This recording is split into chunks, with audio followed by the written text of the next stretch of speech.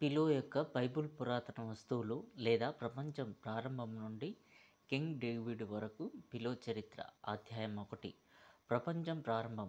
ఆదాముకు 3 కుమారులు మరియు ఒక కుమార్తె కయీన్, నోబా, ఆబేల్ మరియు సేతు జన్మించారు. ఆదాము పుట్టిన తర్వాత జీవించెను. సేతు 700 సంవత్సరాలు మరియు 12 మంది కుమారులు మరియు 8 మంది కుమార్తెలను కన్నారు. మరియు మగవారి పేర్లు ఇవి: ఎలీసీల్, సూరీస్, ఎలామియేల్, బ్రవల్, నాట్, జరమా, జాసన్, మథాల్ మరియు అనాత్. మరియు వీరు అతని కుమార్తెలు పూవా, ఇక్టాస్, అరేబికా, సీపా, టెసియా, సబా, అసిన్. మరియు సేతు 105 సంవత్సరాలు జీవించి ఏనోసును కనెను. మరియు సేతు ఏనోసును కన్న తర్వాత 707 సంవత్సరాలు జీవించాడు మరియు 3 కుమారులు మరియు 2 కుమార్తెలను కన్నాడు.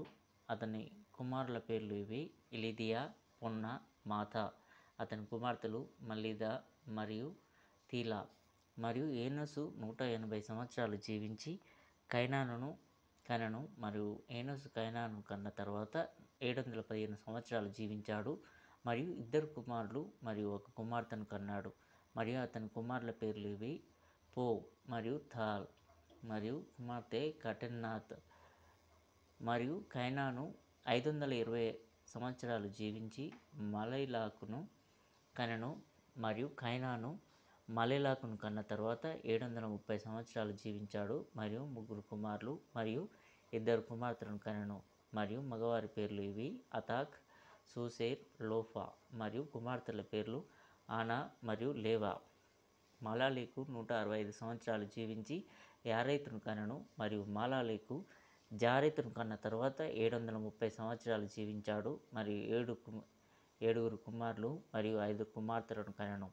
మరియు మగవారి పేర్లు ఇవి: లేటా, మాతా, సేతార్, మెలి, సూరీల్, లోడో, ఓతీమ్. మరియు ఇవి కుమార్తెల పేర్లు: ఆదా మరియు నోవా, ఐబాల్, మాడా, సెల్లా. మరియు జారెతు 172 సంవత్సరాలు జీవించి హానోకును కనెను. మరియు జారెతు హానోకును కన్న తర్వాత 800 సంవత్సరాలు జీవించాడు మరియు 4 కుమారులు మరియు 2 కుమార్తెలను కనెను.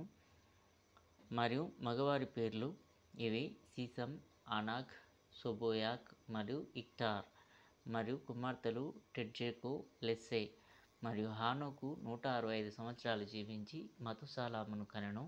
మరియు హానోకు మతుసాలామును కన్న తర్వాత 200 సంవత్సరాలు జీవించాడు మరియు 5 కుమారులు మరియు 3 కుమార్తెలను కనెను.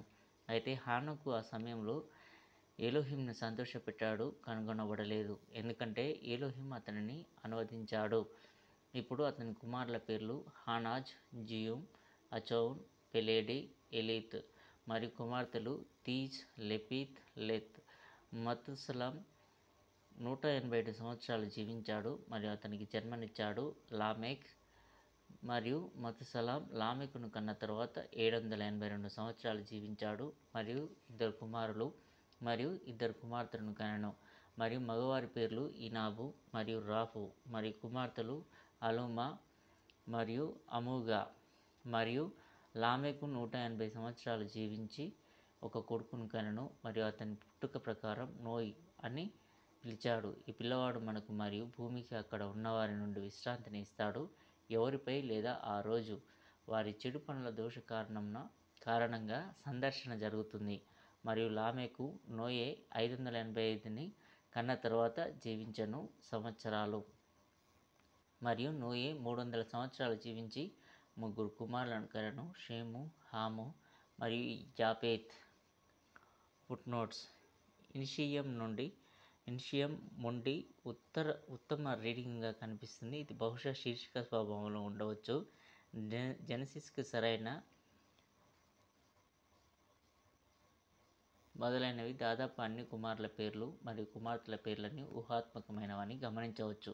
వారు ఇతర పురాణ పేర్లతో ఏకీభవించరు. ఉదాహరణ: జూబ్లీల పేర్లు మిగిలిన వాటి కోసం మొదటి 3 అధ్యాయాల చాలా వరకు కేవలం ఆదికాండం 4:9-11 నుండి కాపీ చేయబడ్డాయి. అనేక సందర్భాల్లో పేర్ల స్పెల్లింగ్ చాలా అనిశ్చితంగా ఉంటుంది. పిహెచ్ సంభవించే చోట ఇది చాలా తరచుగా ఎంఎస్ఎస్లో ఎఫ్ కోసం సిచర్డ్స్ చేత భర్తీ చేయబడుతుంది. అయితే ఎఫ్ తప్పనిసరిగా సూచించాలి. ఆ వచనం గ్రీకు ద్వారా మనకు వచ్చింది. నేను పిహెచ్ నిలబడటానికి అనుమతించాను. కాలక్రమం డాక్టర్ కోలిన్ ప్రకారం వాస్తవానికి హిబ్రూ టెక్స్ట్కి చెందినది.